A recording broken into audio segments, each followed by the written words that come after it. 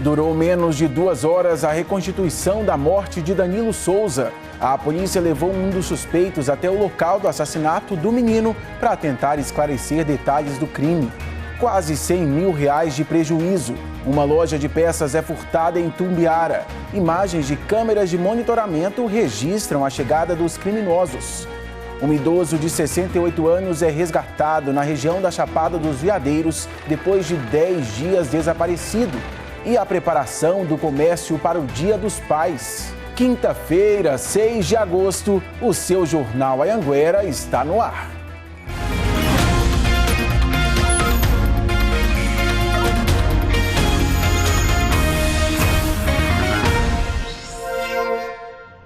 Sete e 10, muito boa noite para você. Eu começo te contando que uma loja de peças para motocicletas foi furtada em Itumbiara. Os bandidos fizeram um estrago. Foram quase R$100 mil em prejuízo e muita dor de cabeça para o dono. O Jonathan Moreira chega agora com outros detalhes. Boa noite para você, Jonathan. Como é que tá, Thiago? Boa noite para você também, para todo mundo que está acompanhando a gente. Esse roubo aconteceu numa oficina de motos aqui em Itumbiara. Mais cedo nós estivemos lá, nós conversamos com o dono e ele contou para a gente que pelo menos 2 ladrões entraram no estabelecimento. Um carro prata passa pela rua, para ali bem ao lado do prédio e em seguida os ladrões usaram uma escada para entrar pela marquise. Em cima da marquise tinha uma janela, eles entraram e o que chama a atenção nesse roubo aí é que os ladrões sequer foram ali para a parte de baixo da loja, onde ficava o caixa. Eles foram direto para o escritório e dentro do escritório eles reviraram absolutamente tudo, quebraram gavetas, armários, até a cadeira foi quebrada. E o que mais chama a atenção nessa história também é o cofre. Um cofre foi arrombado e o próprio dono descreve esse roubo aí como uma cena cinematográfica digna de muito profissionalismo, porque dentro do cofre, imagina só, eles conseguiram arrombar essa peça, dentro do cofre estavam dinheiro, cheques, joias, enfim, foi tudo levado. Além, claro, da dor de cabeça, esse proprietário dessa oficina de motos ficou com um prejuízo aí de aproximadamente R$100 mil. A Polícia Civil agora segue investigando esse caso e, claro, está atrás dos suspeitos, Thiago. Uma ousadia sem fim e um prejuízo gigante, né, Jonathan? Obrigado por sua participação. 2 homens foram presos em Rio Verde, no sudoeste do estado, suspeitos de aplicar golpes em cartões de crédito, com cartões de crédito, né? Um deles é estudante de medicina no Paraguai.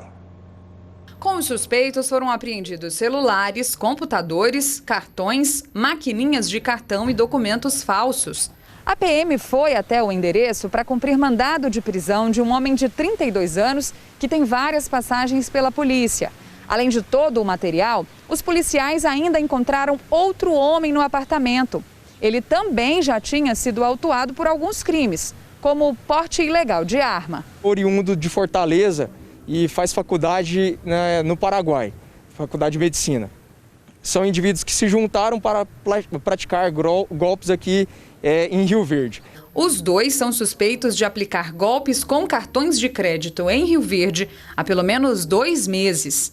Eles utilizavam de CPFs que estão ativos, que não estão negativados, aleatoriamente, solicitavam cartões de crédito junto às agências bancárias.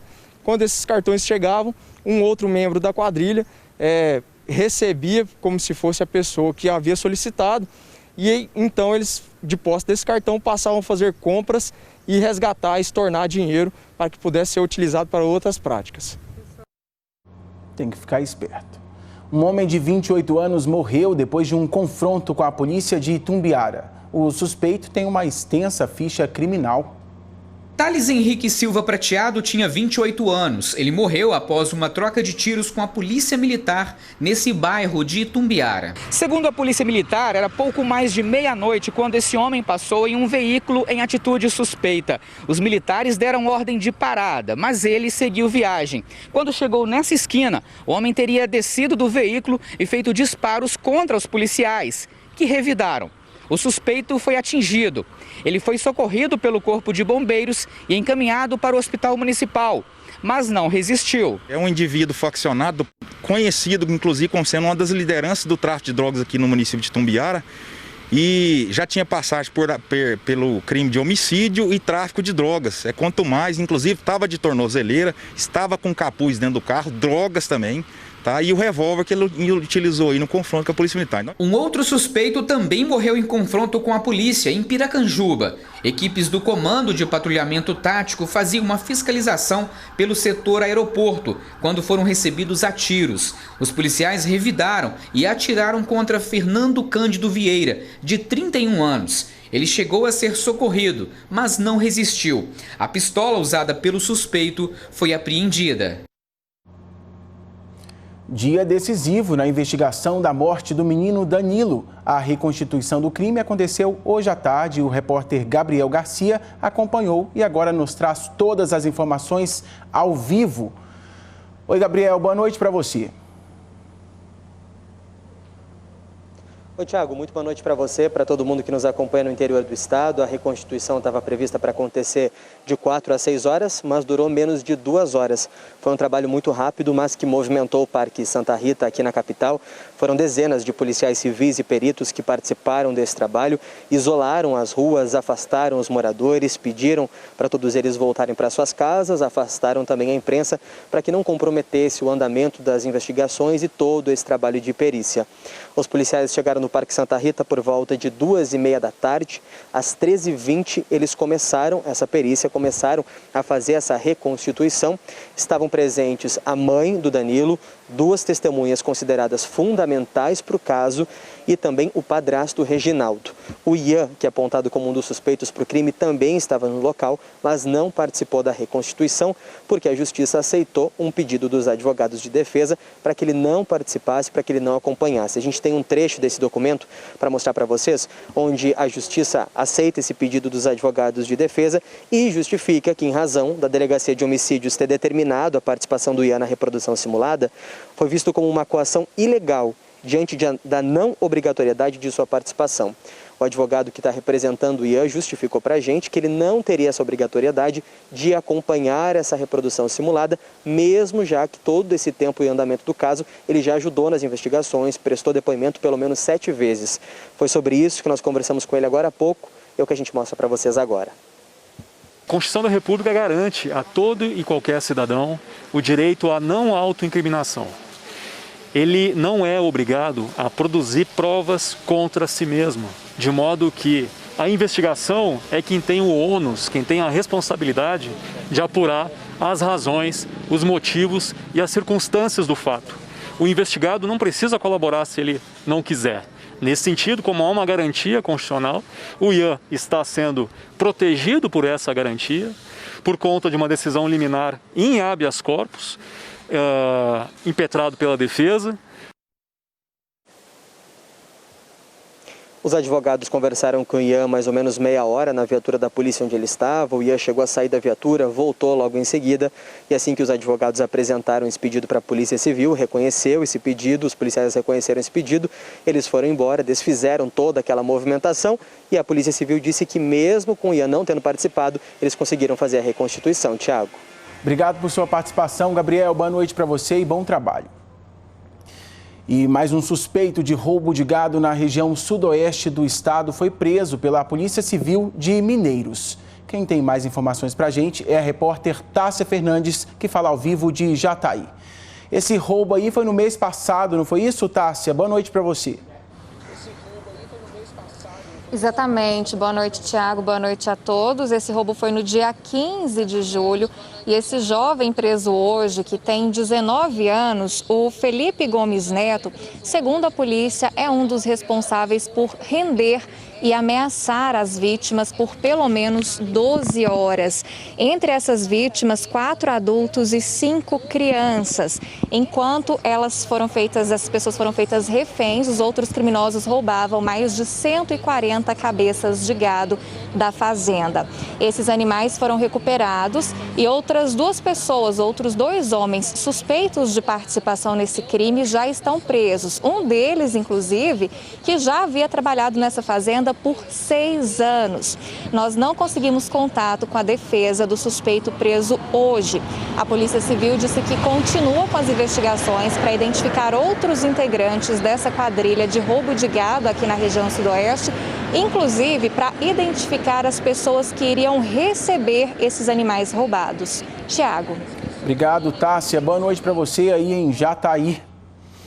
E a Polícia Civil concluiu o inquérito sobre o caso do jovem que foi encontrado carbonizado no dia 1º de agosto dentro de um carro na zona rural de Uruaçu, lá no norte do estado. Lucas Vieira Campos, de 23 anos, foi encontrado numa estrada de chão a 200 metros da chácara onde morava com os pais. O carro foi localizado pelo irmão. O delegado Fernando Martins trabalhava com 3 linhas de investigação: homicídio, latrocínio ou morte acidental, já que o veículo pegou fogo. Já que familiares contaram ao investigador que a vítima fumava, ingeria bebida alcoólica e dormia dentro do veículo com frequência. O delegado falou sobre essa conclusão. Após os exames periciais, constatou-se que a morte foi acidental, tendo em vista que ele tinha costume de dormir dentro do veículo e que esse veículo, há 3 meses, sofreu uma pane elétrica que ocasionou um incêndio. E esse mesmo incêndio teria iniciado na parte da frente do veículo e, como ele estava dormindo, ele teria inalado aquela fumaça, apagado e vindo a óbito no local em que foi encontrado. Então ele não tinha marcas e nenhum sinal de violência externa propiciada por uma ação humana, mas sim a sua morte foi acidental de acordo com os documentos, de acordo com os exames periciais e os testemunhos que aqui foram prestados. E um jovem caiu em uma cisterna e foi atacado por abelhas. Isso aconteceu em Goianésia, no Vale do São Patrício. A Liz Mendes está ao vivo de Anápolis e conta mais detalhes dessa história. Esse homem já está bem, Liz? Boa noite.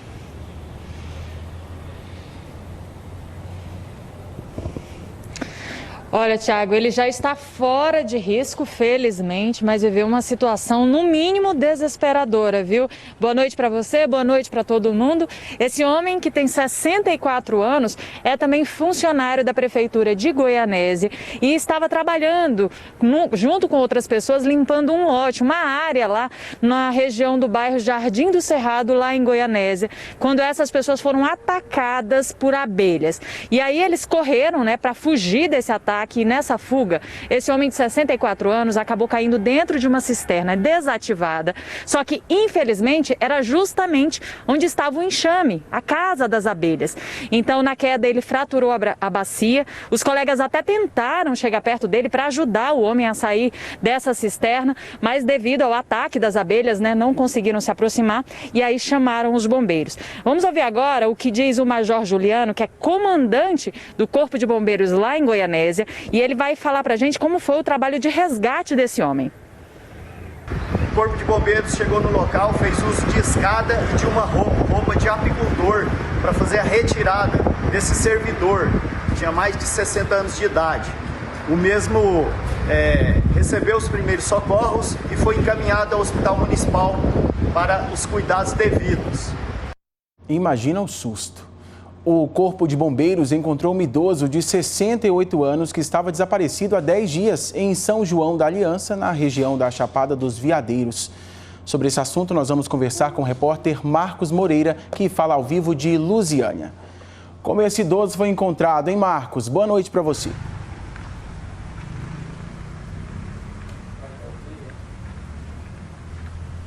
Oi, Thiago. Boa noite para você, boa noite a todos que nos acompanham.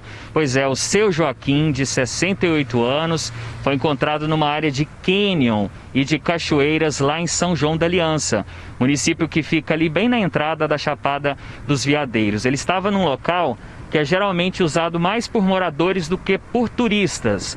Os bombeiros encontraram bastante dificuldade para resgatá-lo, precisando até utilizar um helicóptero, como nós podemos ver aí nessas imagens, viu? A corporação também contou com a ajuda de cães farejadores e também de voluntários para encontrar o seu Joaquim. Ele foi encontrado bastante debilitado, com alguns ferimentos, e chegou a dizer aos bombeiros que já não se alimentava há 48 horas, viu?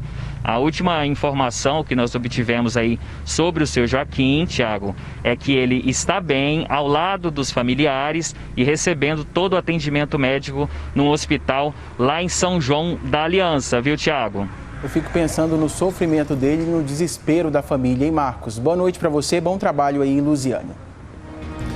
Vamos para o intervalo rapidinho, 7h24. A seguir, mais um profissional da linha de frente perdeu a luta para a Covid-19 aqui no estado. E ainda, o comércio começa a se preparar para o Dia dos Pais. É um minutinho só.